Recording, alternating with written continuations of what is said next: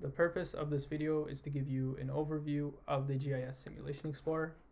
We'll begin by going to the ARSLab web repo, and then from the master branch we'll be copying this URL to our clipboard, and then we'll go to terminal, cd into documents or wherever you'd like. We'll run the command git clone, paste the URL, and then you'll see the ARSLab web folder appear.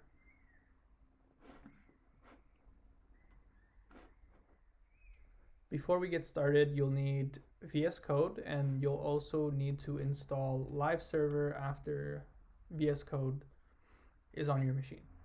Once you have VS Code open, we'll click Go Live on the bottom here. This is from the extension you just installed. And this should take us to the listing directory. We'll go to the folder app GIS. And this is where the GIS Simulation Explorer is held. We get started with loading our simulation results and GeoJSON file. We'll just go over the GeoJSON file very briefly.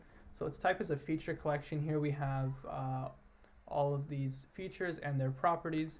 As you can see, we have unique FIDs, some DAU IDs, and we also have some population statistics. We have the geometry of the polygon and its coordinates. Now, we also have our simulation results. Here, this number is the DAU ID, and you can see from the GeoJSON, it also has a DAU ID. So the program will look for these two when constructing our view of the simulation results. So if the DAU ID exists in the simulation results and it also exists in the GeoJSON, then it'll be plotted on the map. And as for the format of these simulation results, currently the first part would be population, then the number of susceptible, infected, recovered, newly infected, newly recovered, and the number of fatalities. The population changes throughout the simulation, so the formula is based on initial population minus population times fatalities. To begin, we'll first load a few files. The first one being the high fatality rate.txt. These are my simulation results. The second being the boundary file for Ottawa, which is ottawada.geojson. And we'll click open, load simulation.